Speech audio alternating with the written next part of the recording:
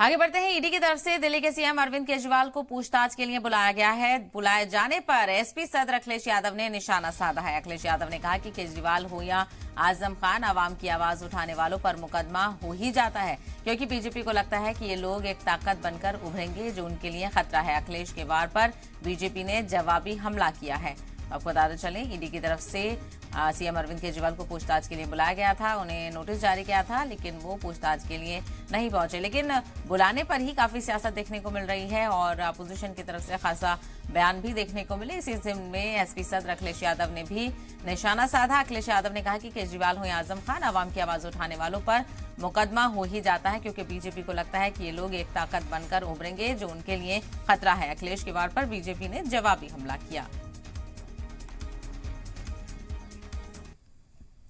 तो ईडी की तरफ से दिल्ली के सीएम अरविंद केजरीवाल को पूछताछ के लिए बुलाए जाने पर एसपी सदर अखिलेश यादव ने निशाना साधा है। अखिलेश यादव ने कहा कि केजरीवाल हो या आजम खान, आवाम की आवाज उठाने वालों पर मुकदमा हो ही जाता है, क्योंकि बीजेपी को लगता है कि ये लोग एक ताकत बनकर उभरेंगे जो इनके लिए खतरा है। अखिलेश के वार पर बीजेपी ने भी जवाबी हमला किया है।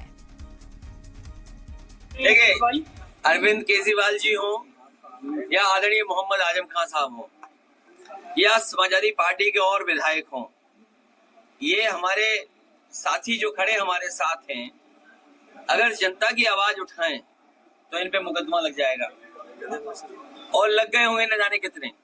सर, अरविंद केजरीवाल हो या आदरणीय आजम खान साहब का परिवार हो, ये सब इसलिए परेशान किए जा रहे हैं क्योंकि बीजेपी को ये लगता है कि ये ताकत बनकर के उभरेंगे। अगर इनको दबा दोगे, यहाँ इनको डिमोरलाइज कर दोगे तो इनका दल पूरा डिमोरलाइज।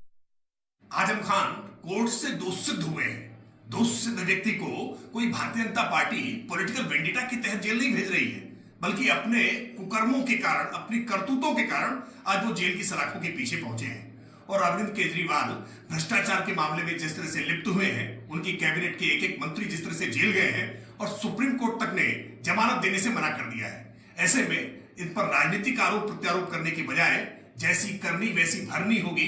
अगर आपने अपराध किया है तो सजा मिलकर के ही रहेगी। यहाँ अपराध पर जीरो टॉलरेंस के साथ भारतीय जनता पार्टी की सरकार काम कर रही है।